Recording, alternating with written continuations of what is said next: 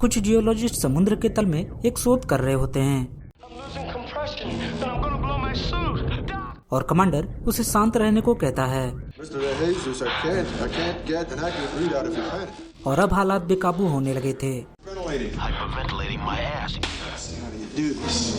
और क्या वे जियोलॉजिस्ट कभी ये जान पाएंगे कि उनके साथ क्या हुआ था और वे लोग कौन सी अनजान मुसीबत से गिरने वाले हैं। और अब थोड़ी देर बाद मिशन के लीडर स्टीफन को अपने साथी की चिंता सताने लगती है क्योंकि उसके हालात बहुत ही खराब हो रहे थे। और अब स्टीफन लिफ्ट के जरिए उस बेहोश हो चुके शख्स को ऊपर लाता है और उसे एग्जामिन करता है और लकीली वो जिंदा था। और अब अगले सीन में हम देखते हैं कि वे जियोलॉजिस्ट एक सबमरीन में पूरे 3 महीने बिता चुके थे और उनके मिशन को पूरा होने में अब सिर्फ 3 दिन ही बाकी थे और इसके बाद वे लोग घर लौटने वाले थे। पर तभी इस भयानक हादसे के लिए वे सारे लोग अपने साथ मौजूद डॉक्टर को दोषी ठहराने लगते हैं। पर वो डॉक्टर बहुत ही जल्द एक बहुत बड़े राज का खुलासा करने वाला था और इतने में ही सबमरीन बहुत ही अजीब तरीके से आवाज करने लगती है और वे लोग बस आने वाली मुसीबत का इंतजार कर रहे थे। और अब शाम में विली नाम की एक टीम मेंबर डाइविंग सूट को चेक कर रही थी और इसी दौरान उस सूट से एक सी स्पाइडर निकलता है और विली बहुत ही डर जाती है। पर अंत में विली उस स्पाइडर को मार डालती है और अब वे सारे लोग हॉल एरिया में जमा होते हैं और एक बार फिर से वही अजीब सी आवाज आने लगती है और सारे क्रू मेंबर एक पल के लिए सोच में पड़ जाते हैं। पर क्योंकि वे 2 दिनों के बाद घर लौटने वाले थे इसलिए वे लोग इस बात को इग्नोर कर देते हैं और शायद ये उनकी सबसे बड़ी गलती थी। और अब अगले दिन विली और उसका साथी सिक्स पैक दोनों सूट पहनकर समुद्र में सैंपल लेने के लिए निकलते हैं। पर तभी सिक्स पैक का पैर फिसलता है और वो समुद्र की गहराइयों में और नीचे गिरने लगता है और उसका कम्युनिकेशन सबमरीन से टूट जाता है। वही विली अब सिक्स पैक को बचाने के लिए उसके पीछे जाने का फैसला करती है और विली को सिक्स पैक को बहुत ही जल्द ढूंढना था क्योंकि उसके टैंक की ऑक्सीजन सप्लाई भी बहुत ही जल्द खत्म होने वाली थी। पर नीचे पहुंचते ही विली को समुद्र की गहराइयों में एक अजीब सा शिप मिलता है जो कि किसी समय में डूबा होगा और अब विली बहुत ही डर जाती है पर फिर भी वो अंदर जाती है और थोड़ी दूर जाने पर उसे सिक्स पैक एक सेफ के साथ मिलता है और वे दोनों खुशी खुशी उस सेफ के साथ सबमरीन पर पहुंचते हैं और अब उस सेफ को खोला जाता है और स्टीफन को उस सेफ में से एक वीडियो टेप मिलता है और साथ ही कुछ फाइल्स भी मिलते हैं जिसमें रशियन लैंग्वेज से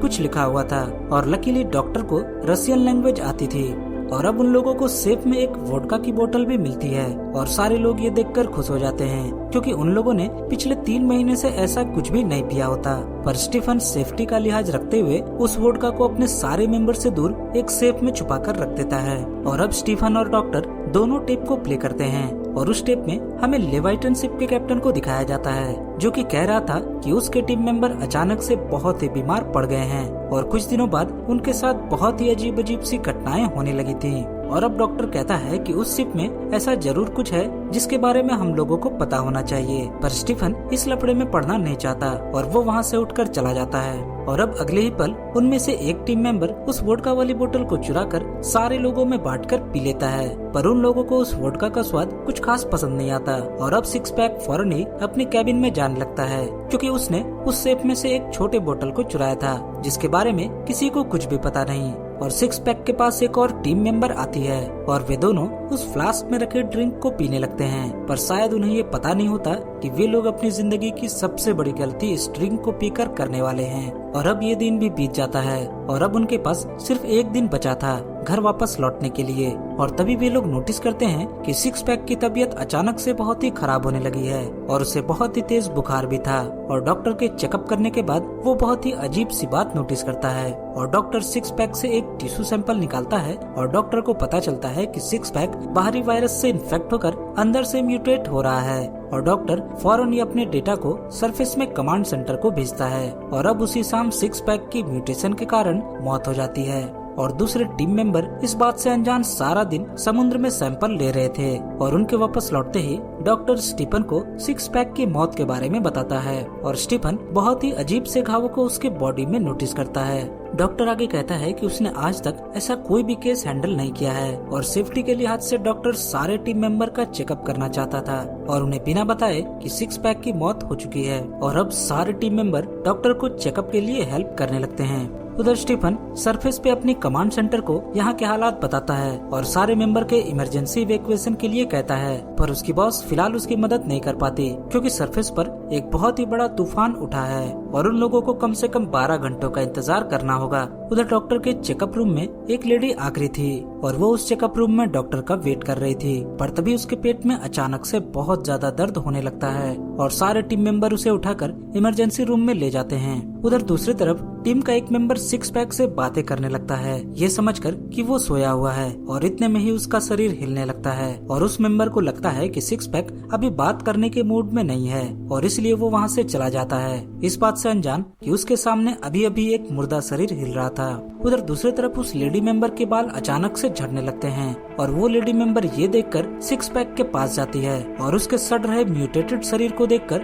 वो समझ जाती है कि उसके साथ भी ऐसा ही कुछ बुरा होने वाला है और थोड़ी देर बाद वो खुद की जान ले लेती है क्योंकि वो सिक्स पैक की तरह म्यूटेट होना नहीं चाहती थी। और अब डॉक्टर उन दोनों की लाश को एक दूसरे के सामने रख देते हैं और थोड़ी देर बाद उनके साथ एक चौंकाने वाली बात होती है और डॉक्टर देखता है कि उन दोनों का शरीर एक दूसरे के साथ चिपक गया है और एक साथ म्यूटेट हो रहा है और अब वे सारे लोग घबराकर उन दोनों के मरे हुए शरीर को सबमरीन से बाहर फेंकने का फैसला करते हैं। पर रास्ते में ही उन्हें लगता है कि सिक्स पैक अभी भी जिंदा है और तभी एक म्यूटेटेड हाथ पैक को फाड़कर निकलता है और उनमें से एक शख्स को घायल कर देता है और अब ये लोग जल्दी से लिफ्ट को ऑन करके उस शरीर को बाहर की ओर धकेल देते हैं। पर लिफ्ट से टकराने के बाद उस म्यूटेटेड शरीर का एक हिस्सा कटकर शिप में ही रह जाता है और इस हिस्से के बारे में वे लोग अनजान थे। और तभी डॉक्टर कहता है कि वे दोनों एक अंडर वाटर इन्फेक्शन के कारण किसी तरह के समुद्री जीव में म्यूटेट हो रहे थे और उधर वो कटा हुआ हिस्सा खुद ब खुद अपने आप को रीजनरेट करने लगता है। उधर स्टीफन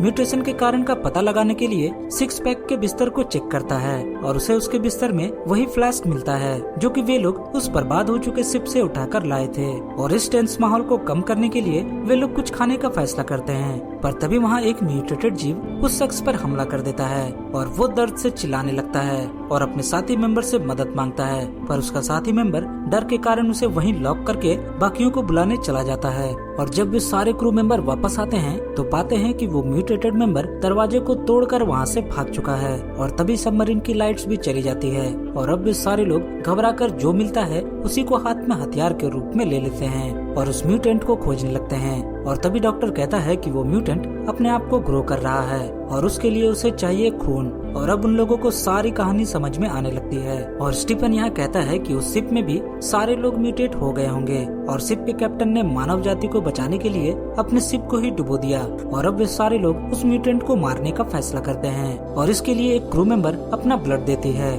और उस ब्लड को लिविंग रूम में रखकर बाकी के लोग हथियार के साथ उस म्यूटेंट का इंतजार करने वाले थे। पर तभी वहाँ मौजूद एक मेंबर बहुत ही बीमार पड़ने लगता है क्योंकि थोड़ी देर पहले वो उसी म्यूटेटेड क्रिएचर से जख्मी हुआ था और डॉक्टर ये सब देखकर बहुत ही शॉक रह जाता है और वो एक बहुत ही कड़ा फैसला लेता है और डॉक्टर सरफेस पर कमांड सेंटर को बताता है कि यहाँ के लोग किसी तरह के वायरस से इन्फेक्ट होकर जेनेटिकली म्यूटेट हो रहे हैं और साथ ही साथ वो सबमरीन में मौजूद सारे इमरजेंसी पॉड्स को भी रिलीज कर देता है ताकि कोई भी यहाँ से बाहर ना जा सके। उधर दूसरी तरफ उस इन्फेक्टेड शख्स के सीने में दर्द होना शुरू हो जाता है और अचानक से उसके सीने से एक अजीब सा हाथ बाहर निकलता है और डॉक्टर को मार डालता है और अब वो पूरी तरह से म्यूटेट हो चुका था। और अब बचे हुए तीनों लोग भागकर एस्केप पॉड के पास पहुंचते हैं पर उन्हें वहां कुछ भी नहीं मिलता और वो समझ जाते हैं कि डॉक्टर ने ही उन एस्केप पॉड को रिलीज कर दिया है। पर स्टीफन अभी भी हार नहीं मानता और एक SOS सिग्नल ऊपर सतह पर भेजता है और साथ ही साथ अपने कमांड सेंटर में बात भी करता है। पर उसकी बॉस उसे तूफान का बहाना बनाकर सोने के लिए कह देती है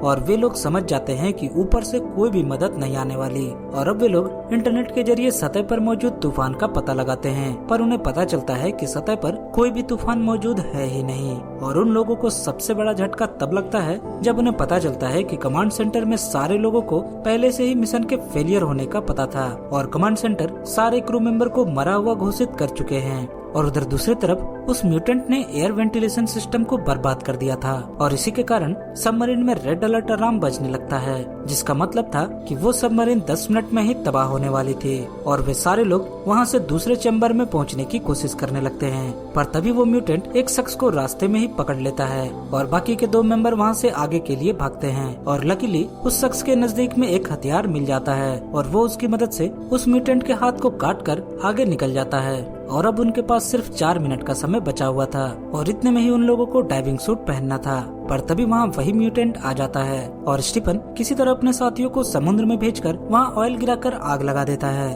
और अपने डाइविंग सूट को पहनता है और लिफ्ट के जरिए समुद्र में जाने लगता है। और इसी दौरान वो म्यूटेंट भी उस लिफ्ट के अंदर फंसकर मारा जाता है और स्टीफन जैसे ही बाहर निकलता है तो वो पूरा सबमरीन प्रेशर के कारण तबाह हो जाता है। और अब ये लोग थोड़ी देर बाद सतह पर पहुंचते हैं और खुशी से झूम उठते हैं, पर खतरा अभी भी टला नहीं था क्योंकि उनके पीछे उस म्यूटेंट से भी बड़ा म्यूटेंट सतह पर आ चुका था और वो उनमें से एक शख्स को कच्चा ही चबा जाता है। और अब स्टीफन एक आखिरी बचे हुए ग्रेनेड को सीधा उस मॉन्स्टर के मुंह में फेंक देता है और वो मॉन्स्टर बॉम्ब फटने के कारण मारा जाता है। और अब उन सारे लोगों में से सिर्फ स्टीफन और विली ही जिंदा बची हुई थी और वे लोग सतह पर अपने बॉस से मिलते हैं। और इससे पहले कि उसकी बॉस कुछ कह पाती, स्टीफन अपने बॉस को जोर का झटका जोर से ही दे देता है और इसी के साथ ये मूवी यहाँ खत्म हो जाती है। मैं मिलूंगा आपसे अगली वीडियो में, तब तक के लिए बाय बाय।